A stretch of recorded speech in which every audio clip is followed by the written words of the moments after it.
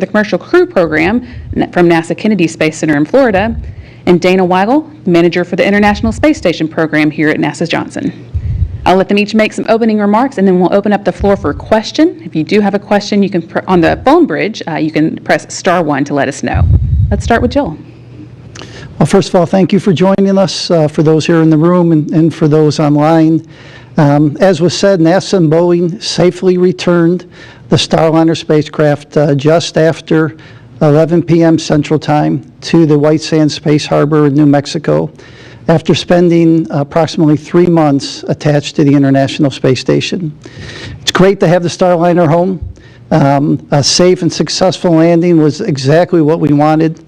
It was uncrewed. Everybody see the systems work is exactly what we wanted. It's important to remember this was a test mission, right? This mission. The team spent a lot of time understanding the board, doing additional testing out at White Sands, doing analysis here. And I mean the team, the NASA team, the Boeing team, across the partnership, we work together to get this data and pull things. We did learn a lot. This was of a crew, the Starliner on the Atlas V, and the procedures and the processes for that, on approach some manual piloting.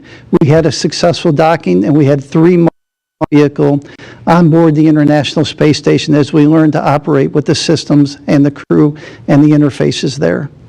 I want to go ahead and thank the Boeing team, the Commercial Crew Program, International Space Station Program, our international partners, and all the engineers that worked on this mission to get us where we are today. With that, I'll hand it over to Steve. Thank you. Yeah, thanks, Joel, and thanks for your interest in the Commercial Crew Program, and thanks for being here at a relatively late hour. It was a great day today to return Starliner. It was great to have a successful undock, deorbit, and landing of the vehicle. We're really excited to have Calypso back on the ground. Sonny told the ground team, "You've got this, bring Calypso back," and that's what they did tonight. I am thrilled for our Boeing team and all of our colleagues that worked this mission across the country, on the NASA team and the Boeing team. They've put a lot of heart and soul into this mission over many years, and it's a testament to those people that we got the vehicle back safely today. I can tell you that CFT is very personal to our team and to a lot of the people that worked on the mission, and it represents a tremendous honor to bring the vehicle back, to achieve a lot of test objectives today when we brought the vehicle back, and then really pave the way for future Starliner missions. I'm happy to report Starliner did really well today in the undock, deorbit, and landing sequence.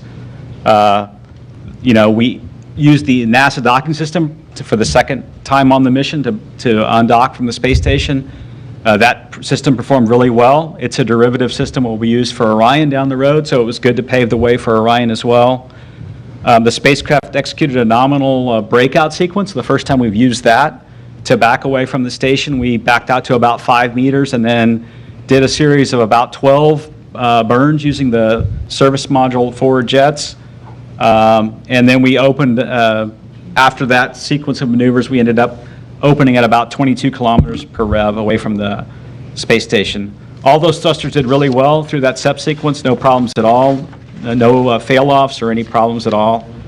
We had a good chance to look at the helium system today when before we undocked, we repressurized that system.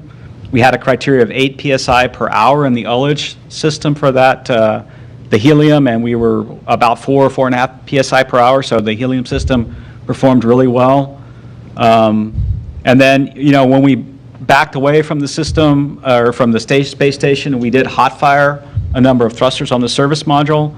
All 8 of those forward thrusters worked just great. We were able to look at the thrust of those thrusters, and it was nominal. All were performed at 100%, and we also hot fired 2 aft thrusters, and those worked well. We had great performance from the GNC system, the guidance navigation control, the Vesta system. Last flight on OFT2, we had a little bit of trouble with what we call a calibration maneuver to really make sure that the attitude is good for this space integrated GPS INS system, and that went really well. We had a deorbit burn that executed on time at 11:17 p.m. Central. It was about 130 meters per second, 58-second burn. It was a really good burn, and the service module thrusters performed well for that burn. The OMACs performed well. We watched the burn. We saw a couple things in the starboard doghouse. We talked a little bit about the temperatures there being a little higher. One of the thrusters, S2A2, didn't fail off, but it had a little higher temperature than expected, so we'll look at that data a little bit after the flight. And then another thruster in the top doghouse had a little higher temperature. We intentionally had planned to inhibit the software to let thrusters fail off during the deorbit burn, and that worked fine. So we really need to go back and look at all that data. The service module separated away just fine. That sequence went well. Once we separate the service module, we don't have good insight into those thrusters on the service module, but we expected it to be in the Pacific Ocean right where we intended it to be. During entry, the vehicle performed great. It flew just fine. The GNC system performed well. Perfect entry. The one thing that we will have to go look at after the flight is when we hot fired, before we had the entry, we hot fired on the crew module. There's 12 thrusters, and one of the upfiring thrusters did not perform at all. We hot fired it twice, and we used two different methods to talk to it, two different parts of the avionics system, and we never saw any chamber pressure or any pulses there. It looked like this is different than the service module thrusters. It's what we call a monopropellant system. It's very simple. It has a valve that opens, and then the propellant flows across a cat bed, and as it flows across that cat bed, there's a reaction and causes thrust. And for some reason, that thruster did not perform, but we used a redundant thruster on the other manifold. There's another upfiring thruster that worked just fine during entry, but something we'll have to go work at. It was a bullseye landing, great landing out at White Sands. The one thing we worked a little bit during entry is, for some reason, when we came out of the plasma, the navigation system, we call it the SIGI 3, kind of failed off temporarily, and then that system was brought back on, and it was tracking just fine. SIGI 2 also had a couple little hiccups during entry. We'll have to go look at that. That's really the only things that happened during entry. The sublimator that we had a little trouble with, that's a cooling device that is used to cool the vehicle during entry. It performed really well. We had a little trouble forming what we call an ice block on that during ascent, and that performed great tonight. It's really great to get the spacecraft back, and then we'll start the next steps. So I've been talking to the Boeing team already about next steps. We want to get into the spacecraft and start working on the helium system. We talked about, we know we have a seal that we've got to go replace on the flanges on the RCS thrusters. We need to upgrade that material to make it hypergol compatible, and then maybe a little bigger size. We'll do that.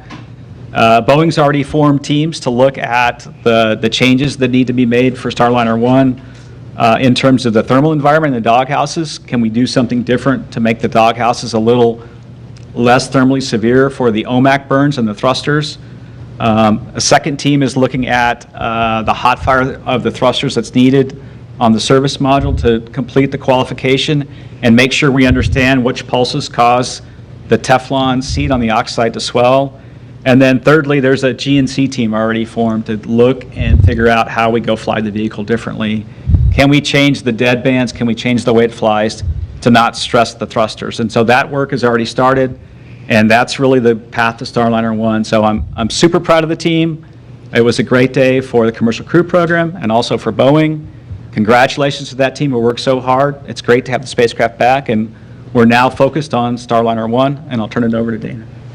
Thank you very much, Steve. And thank you all for being here with us at this very late hour and for your interest in the undocking of the Starliner from the International Space Station and its successful landing. I want to congratulate the Boeing team. They did a fantastic job with the operations this evening. They had to make a number of changes to the plan in short order. There were a lot of differences between the crewed and the uncrewed mission, including, as Steve talked about, the differences in the departure sequence. Fantastic job executing that. After Starliner undocked from the Harmony or Node 2 forward port, it backed away and then executed a series of breakout burns. It went up, over, and behind ISS. The crew was watching it until it was out of view, but then they came back and they watched the re-entry and the deorbit. In fact, they got some really neat views of the Starliner streaking through the atmosphere using some of the station video cameras on board. Pretty neat to see. The rest of the month in front of us on board station is really busy. I know I've talked to you about this before, but just as a reminder, next week we've got the Soyuz crew exchange with the launch of the 73 Soyuz on September 11th, bringing up NASA astronaut Don Pettit. And then we're returning NASA astronaut Tracy Dyson on the 72S Soyuz when that comes home. At the end of the month, we'll bring up Crew 9, do a handover between Crew 8, Crew 9, and then bring the Crew 8 vehicle home. I do want to express my sincerest appreciation for the team. They worked tirelessly over the whole summer. You know, we had the Starliner on board station for months. Most folks were working nights, weekends. They did an excellent job. The proof is in getting the vehicle safely home today. I know we've got a lot of things that we learned on the mission. We've got work in front of us, but I know that we've got the right teams in place to tackle these challenges and help us fly our future Starliner missions. And with that, I will hand it back over to Brandy. All right, thank you. Okay, so we're going to start with questions here in the room, then we'll take them from the phone bridge. A reminder, if you're joining us by phone, let us know you have a question by pressing *1. And if your question gets answered and you want to withdraw it, you can press *2 to get out of the queue. But let's start here in the room. How about Eric? Hi, Eric Berg with Ars Technica. Thanks for the great show tonight. That was really a stunning reentry. I wanted to ask about the arc of the commercial crew program. I was going to ask both Boeing and NASA, but I guess they didn't show up for some reason. But anyway, it's been a decade since the CCT CAP awards were given out. I had to go look up that acronym. I'd forgotten it. It was a big experiment in fixed price contracts and human spaceflight. And so I'm just wondering, a decade later, and literally it's been a decade, after all that's happened with Dragon, with Boeing, with the delays, and now with this mission, just to get a sense of you from NASA, is the experiment a success, and kind of what is the future of human spaceflight with this commercial approach? I'll start, from a commercial standpoint. We have 2 crew vehicles, the Dragon, Starliner, and obviously some work that we need to do on Starliner.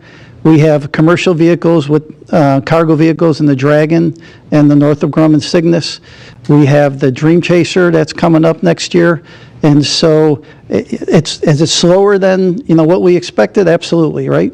It is slower, but we're making progress. And to me, we are learning. Every time we have a mission, we learn something. That gets passed on. We're sharing things across the commercial world. You saw, last year, I'll say, Blue Origin had that parachute anomaly, and the teams all got together and shared across the different companies, what they learned. And to me, that's what this program is helping out. It's sharing the expertise of flying in space. And I'll let Steve and Dana add. Yeah, I think that's an interesting retrospective way to look at things, Eric. The fact that here we are 10 years into the program, and how are we doing? I would say we've done a great job at fielding 2 transportation systems in fairly record time. If you look at our development programs these days within NASA, Commercial Crew has done an amazing feat of getting to 2 crewed vehicles in 10 years, and really in the last 4 years bringing along online Dragon, the Crew Dragon, and then also now Starliner. The unique thing that we're doing as well is sort of fostering this market in low Earth orbit. We already see SpaceX flying non-NASA flights. They have one that they're trying to get off the ground, Polaris Dawn. They flew Inspiration 4. They've flown a number of PAM missions. They've got another PAM mission coming up in the middle of next year. So you're starting to see that market get fostered in non-NASA missions, which was what we want. And then if you really think about our vehicles and what we really want to do, space station's a great vehicle. It's an awesome place. But at some point, the space station is going to need to be retired. And so we're preparing vehicles right now to be there in the future for these commercial LEO destinations as well. So I think it's been an interesting, as you said, and when we started, it was kind of an experiment on the heels of cargo, but now we're starting to see, the benefits of the investments by both NASA and our partners. And that's the one thing that's different about our program, is there's investment from both Now, the NASA side, and also, in my case, SpaceX and Boeing, to make the vehicles safe and successful. So. All right. Mark? Oh, thank you. Mark Carreau, the Aviation Week in Space Technology. How long would you sort of estimate that it will take the commercial crew program, space station partnering or whatever to sort of assess this flight and what steps need to follow,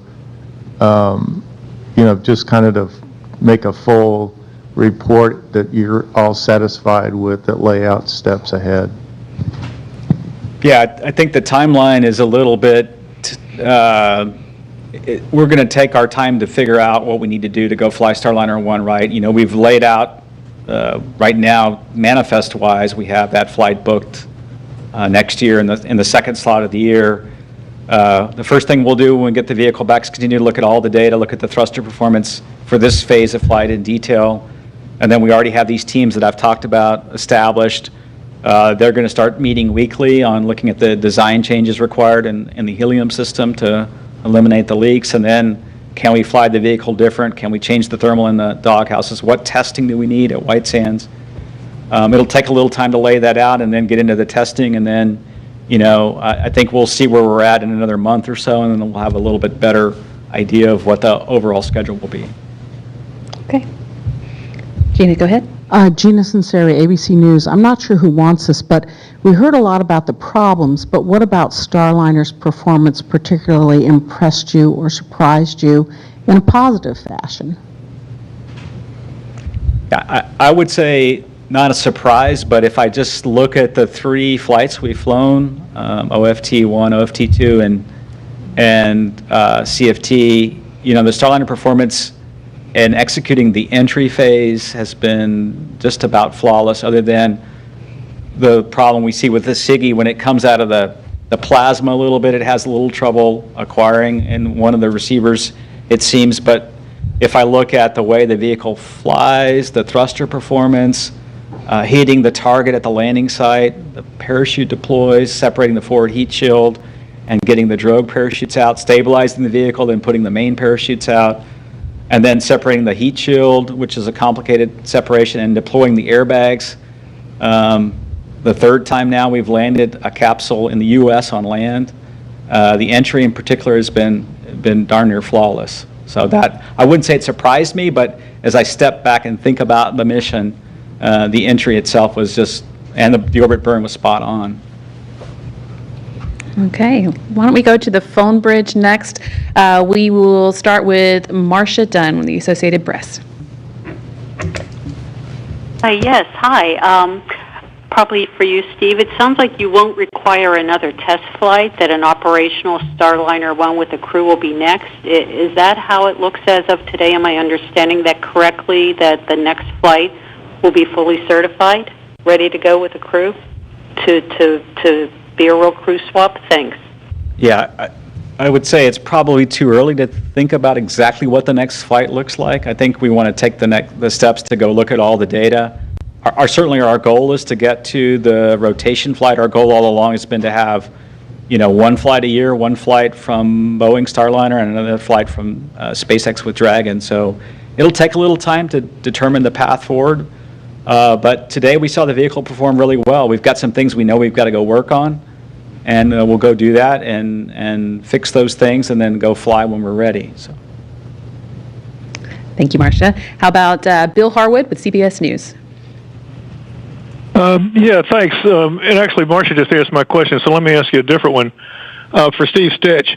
If a crew had been on board the spacecraft tonight, would anything have been different, or would it just have been the same reentry we saw, basically? I mean, I know you had a quick fly out to get away from the station without the crew on board, but just from a crew standpoint, if they had been on board, just for the record, everything would have been fine. Is that correct? Yeah, if we'd have had a crew on board the spacecraft, we would have flown the same back away sequence from the space station and the same deorbit burn and executed the same entry. And so it would have been a safe, successful landing with the crew on board had we have had Butch and Sonny on board. know that you don't have second thoughts about these things, but would you have any second thoughts about the decision not to bring them back if you had it to do over again, knowing what you know now about the landing? Yeah, I think it's always hard to have that retrospective look. You know, we made the decision to have an uncrewed flight based on what we knew at the time and based on our knowledge of the thrusters and based on the modeling that we had. And if we'd have had a model that would have predicted what we saw tonight perfectly, yeah, it looks like an easy decision to go say we could have had a crewed flight, but we didn't have that. We didn't have a way to take that white sands testing and anchor it in a model. And so I think we made the right decision to not have Butch and Sunny on board. It's awfully hard for the team. It's hard for me when we sit here and have a successful landing to be in that position. But it was a test flight, and we didn't have confidence with the certainty of the thruster performance, and that's really what led us to choose to have the uncrewed test flight. Thanks. Okay, next we'll go to Sawyer Rosenstein with NASASpaceflight.com. Thank you for taking my question. First off, congratulations on that successful landing there. You earlier mentioned about that nav system dropout as it was coming out through the plasma there. Can you kind of explain what role that has, and did that come back online on its own? Was there some ground intervention needed? Just what exactly was done to resolve it? Yeah, the way the nav system works is we have 3 devices that essentially are like a GPS and then also measure velocity and the orientation of the spacecraft. And so when we came out of the plasma, one of the third SIGI, Space Integrated GPS INS, had trouble acquiring, and so the software said it wasn't performing well. It didn't have enough satellites, and it failed it out. The ground team looked at the 2 remaining systems, SIGI number 1 and SIGI number 2. SIGI number 2 wasn't receiving marks as well as it should have. They analyzed SIGI number 3, did a great job looking at that, and then brought that back into the nav set. And so we had 3 essentially GPSs, and then protected for if number 2 would have been completely bad. So the team did a great job. I think we just need to look at, do we need to allow a little bit more time for the GPS to acquire on the backside of the blackout. And the flight control team, again, did a great job recovering that GPS. Thank you. Let's go now to Will Robinson-Smith with Spaceflight Now. Yes, hi. Thanks for taking the time to speak with us after a good landing. Follow up on Mark Harrow's question about timeline, but in a slightly different way. When do you expect that Calypso will arrive back at the Kennedy Space Center, and what's the immediate work that will need to be done once it arrives here? Thanks. Yeah, don't have the exact timeline. It usually takes a couple of weeks to get it back. One of the first things that happens when it comes back is a lot of the data that we get on board the spacecraft goes through the tracking data relay satellite to the ground, and we can see that telemetry in real time. But there's also recorded data on board. For the test flight, we have a number of sensors across the systems that record data. We'll want to downlink all that high-rate data and take a look at that data.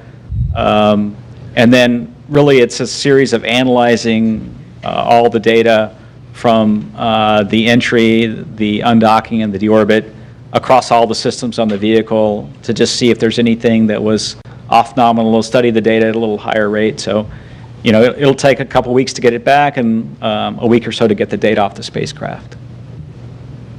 Okay. Thank you. Robert Perlman with Collect Space. Thank you. When Apollo 13 safely landed, NASA described the mission as a successful failure. Is that how you would label the outcome of this flight, given that Starliner's landing was safe and successful, but it failed to bring the crew home? Joel, I would not call it a successful failure. We knew going in this was going to be a test mission.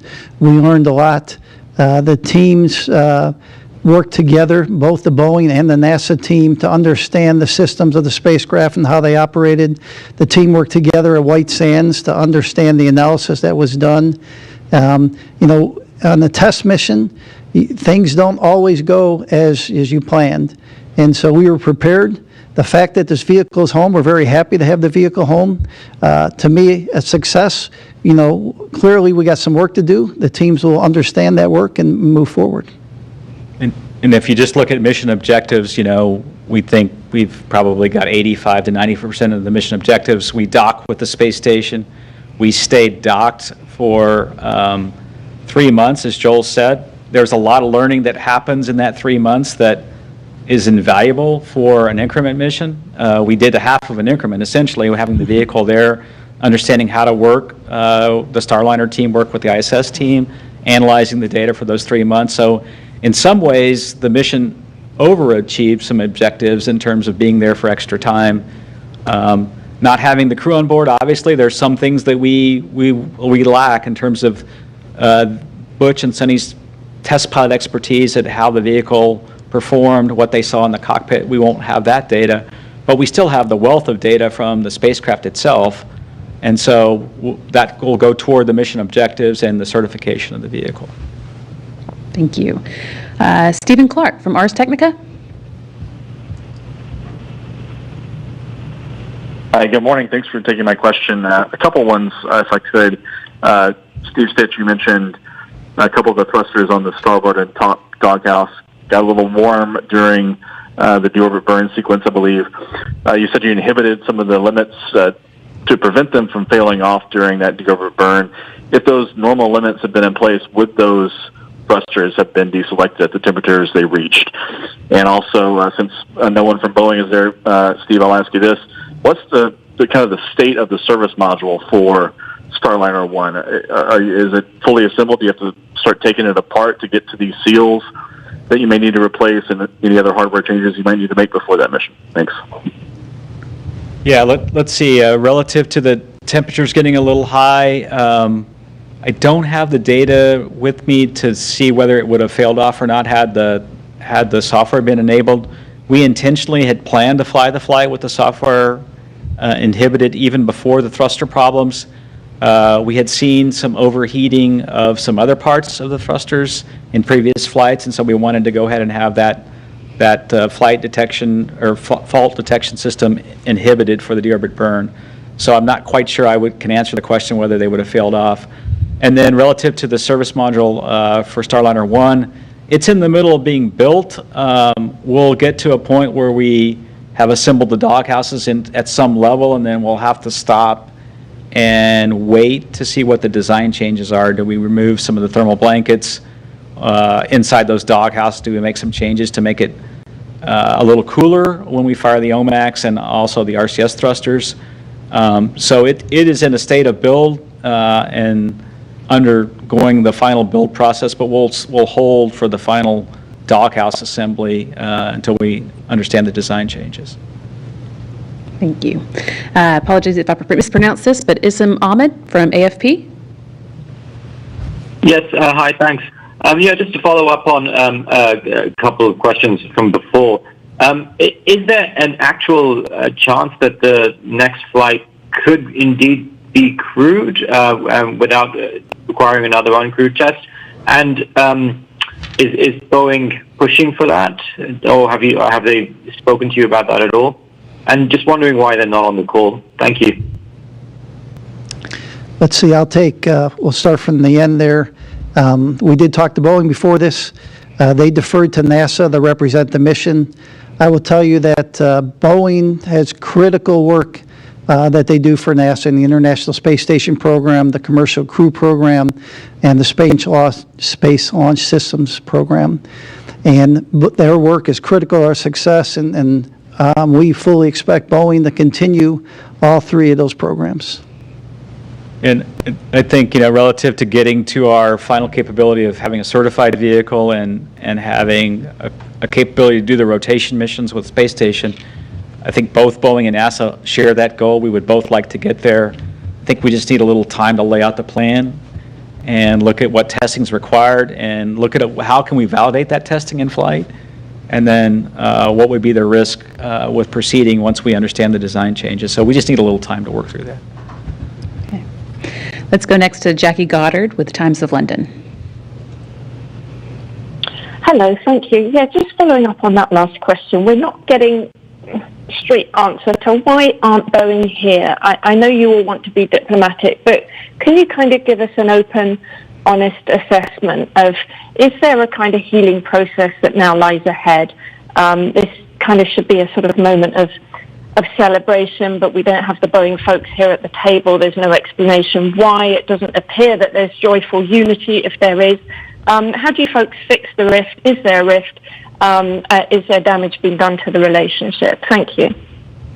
Okay, so I'll answer again. You know, we talked to Boeing. They said, hey, we'd like NASA to take the press brief. They deferred to us to talk the mission. I can tell you that the three of us have all talked to the Boeing managers after the landing. The Boeing managers came into the control room and congratulated the team, talked to the NASA team. And so Boeing is committed to continue their work with us. And I think, you know, from a human perspective, all of us feel happy about the successful landing, but then there's a piece of us, all of us, that we wish it would have been the way we had planned it. We had planned to have the mission land with Butch and Sunny on board. I think there's, depending on who you are on the team, different emotions associated with that. And, you know, I think it's going to take a little time to work through that. For me, a little bit, and then for everybody else on the Boeing and NASA team. So. Okay, next up we have Micah Maiden-Bird from Wall Street Journal. Hi, everyone. I think this would be for Steve. Steve, closing the mission, I think, unlocks a milestone payment for Boeing. Is that right? And how much would that payment be? And would Boeing get all of any payment, you know, because Starliner came back uncrewed and I think, as you mentioned a couple minutes ago, got to 85 or 90% of the objectives for the flight? Thanks. Yeah, so there are a couple milestones out there relative to ops readiness that we'll have to assess, and then certification is the big one. That's the big one that's coming up. And we're working toward that. We'll have to look at, relative to the systems that need to be changed, what does that mean for certification? You know, there were some changes to the vehicle that we talked about pre-flight, that there's some changes to the suits that are going to happen, changes to the seats that affect certification. And then obviously another aspect that has to happen for certification is we need the vehicle to go to both Node 2 forward and Zenith port. And those are all wrapped up in certification. So we're in the process right now of laying all that work out in terms of what we had planned to do, and then obviously what the changes are, and then we'll assess that milestone when it's the right time. Okay, next we'll hear from Marcia Smith with Space Policy Online.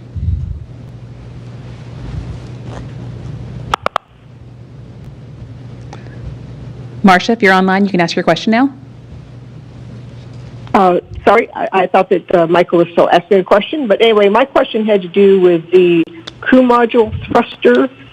And I'm curious, when was the last time that thruster was tested?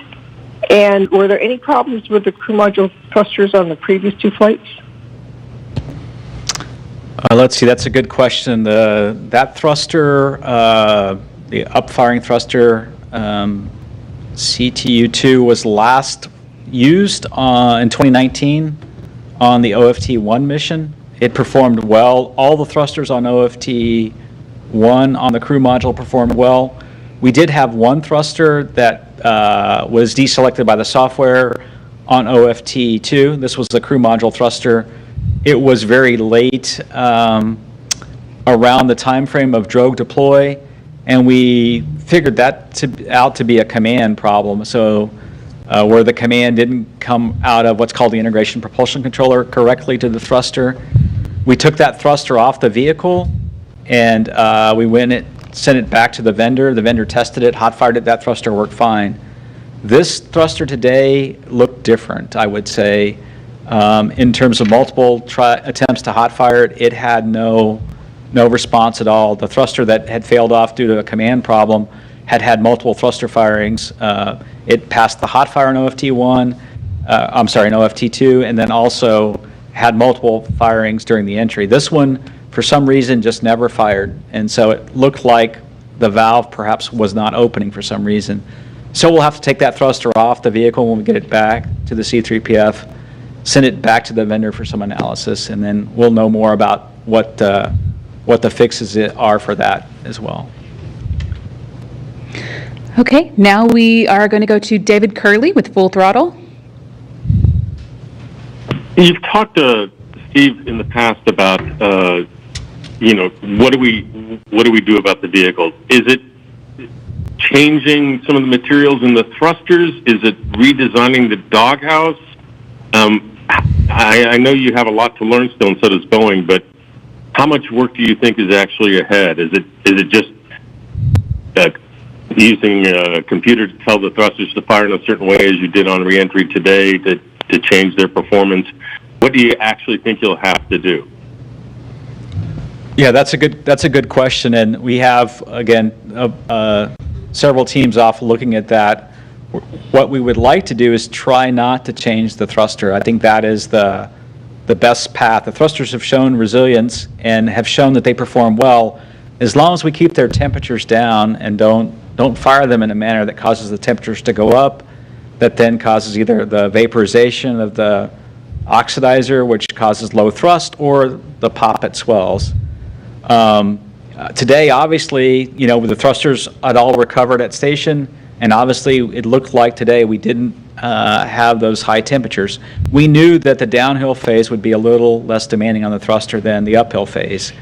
What we need to do now is go take a thruster at White Sands and make sure we understand the exact pulse sequences that caused the heating, and then at the same time, in parallel, look at software changes to reduce the number of demands on the thrusters, and then in parallel with that, look at the doghouses and see if we can, again, they're trapping a bunch of heat. We know that when we fire the thrusters, the doghouses are trapping heat. Can we go make some changes to the blankets and the inside of the doghouses to keep the thrusters cooler?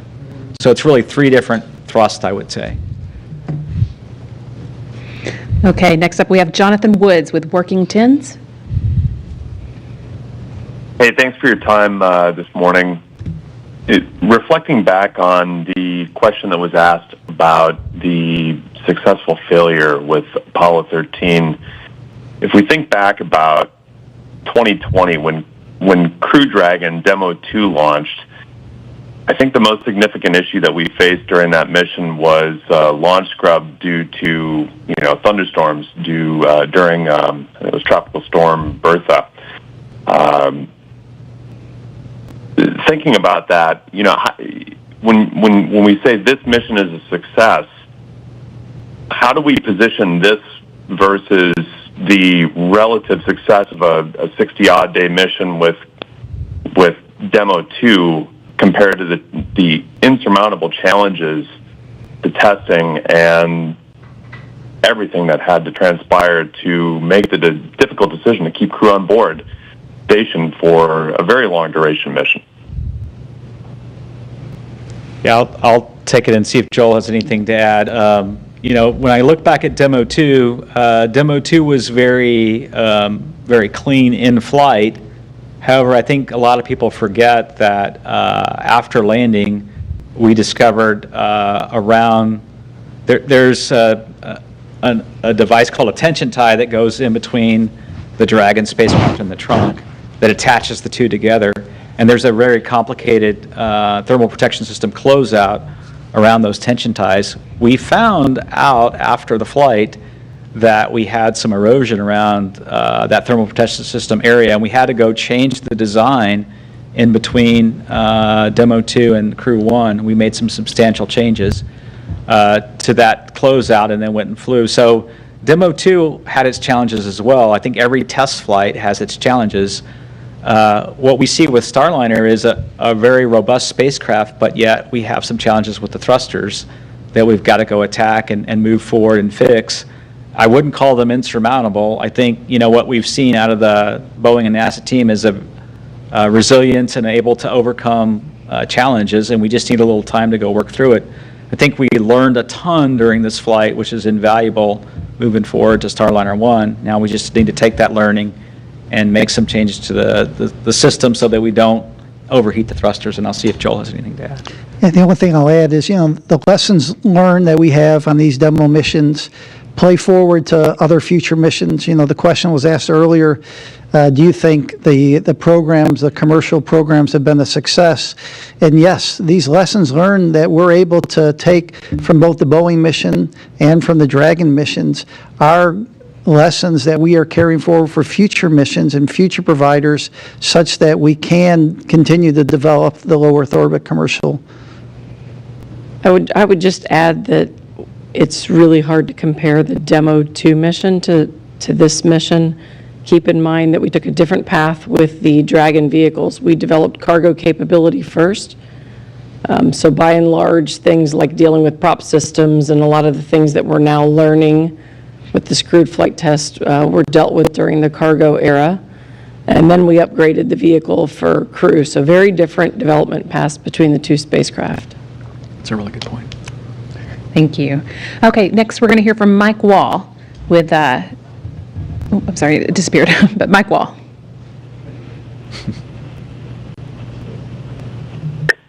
Yeah, hi. I'm with Space.com, actually. Thank you for taking my question. I just wanted to say, first of all, congratulations on a successful landing. And second, I was just wondering if you heard anything more from Butch and Sunny, just kind of how they're feeling today, what their reactions were to the landing, and just how they're feeling about, the next few months that they'll be spending on orbit.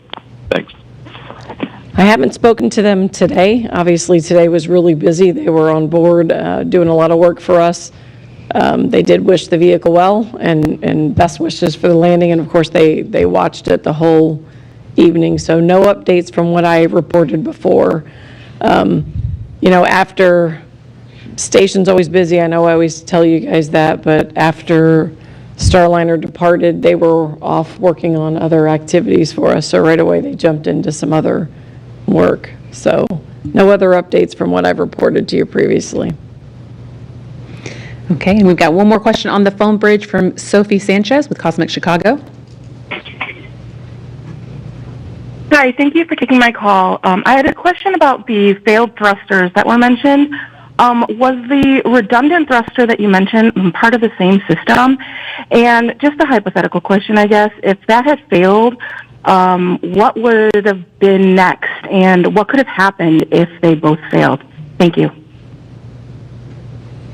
Yeah, we did have a redundant thruster available on the crew module to do the function that we needed. We did need that thruster to work during all of entry, so I wouldn't say all of entry, but through the highest part of entry to a certain phase. If that thruster would have failed, it would have been acceptable. But once we got off the separated from the service module, we no longer have those thrusters. So the one remaining up-firing thruster worked just fine. We'll go back and understand what happened with the CTU-2 thruster that failed, and we'll go solve that problem and move forward. Okay, we did have one more question come in from Kenneth Chang with the New York Times. Yeah, hi, thank you. This is Steve Stitch. So during this news conference, you've outlined a bunch of work that you need to do, especially with the thrusters and the doghouses.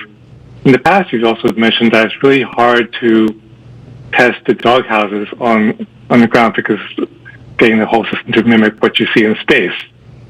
How will we be able to get enough data through simulations and through testing that you have the confidence for Starliner 1 without flying another test flight? Yeah, that's a great question. We're going to take the data from this flight and work to build models on the ground, and then we're also going to look at, is there a way to test what I would call an integrated doghouse on the ground in a vacuum chamber. We've got some ideas on maybe how to do that. At White Sands, we'll put a team together to see if we can actually put it in a chamber and fire the OMAX and the other thrusters and get that data in that environment and then, extrapolate that data to the orbit vehicle. So there may be a way, we just need a little bit of time to work through that. Right. Well, I think that is our last question, so we will wrap up there. Thank you so much to our briefers for sticking with us through a late night. We really appreciate it. And thanks to all of you for following along with Starliner's test flight. We appreciate that as well. Please continue to stay tuned. Next week, on Wednesday morning at 10:15 a.m. Central, 11:15 a.m. Eastern Time, we're going to be having the coverage of the Soyuz MS-26 launch, carrying NASA astronaut Don Pettit and his cosmonaut crewmates Alexei Ovchinin and Ivan Wagner to the International Space Station. So more to come in the space. Please stick with us, and we appreciate your coverage. Thanks so much.